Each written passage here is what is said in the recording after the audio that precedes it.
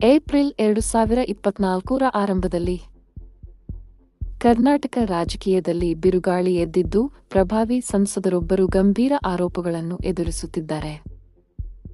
2021 ಇದು ಮೌನವಾಗಿ ಪ್ರಾರಂಭವಾಯಿತು. ಪ್ರಜ್ವಲ್ ರೇವಣ್ಣ ಪದೇ ಪದೇ ಲೈಂಗಿಕ ದೌರ್ಜನ್ಯ ಎಸಗಿದ್ದಾರೆ ಎಂದು ಮನೆಕೆಲಸದ ಕೆಲಸದಾಕೆ ಆರೋಪಿಸಿದ್ದಾರೆ. ಏಪ್ರಿಲ್ 2024 ಚುನಾವಣೆಗೆ ಸ್ವಲ್ಪ ಮೊದಲು ಸ್ಫೋಟಕ ವಿಡಿಯೋ ತುಣುಕುಗಳು ಸೋರಿಕೆಯಾಗಿ ಸಾರ್ವಜನಿಕರ ಆಕ್ರೋಶಕ್ಕೆ ಕಾರಣವಾಯಿತು.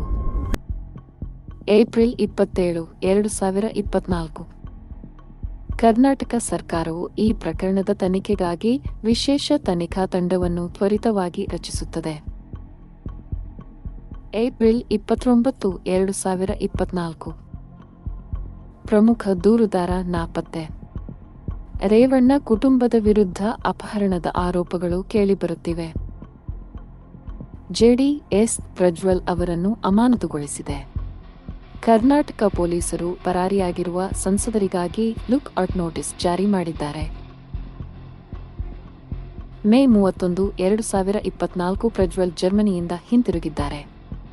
ಬೆಂಗಳೂರು ವಿಮಾನ ನಿಲ್ದಾಣದಲ್ಲಿ ಎಸ್ಐಟಿ ಅವರನ್ನು ಬಂಧಿಸಿದೆ.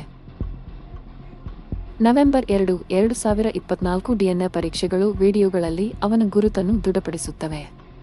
ಪುರಾವೆಗಳು ಬಲಗೊಳ್ಳುತ್ತಿವೆ. ಆಗಸ್ಟ್ 2, 2025 ಪ್ರಜ್ವಲ್ ರೇವಣ್ಣಗೆ ಜೀವಾವಧಿ ಶಿಕ್ಷೆ ವಿಧಿಸಲಾಗಿದೆ. ನ್ಯಾಯ ಬಯಲಾಗಲು ಪ್ರಾರಂಭಿಸಿದೆ.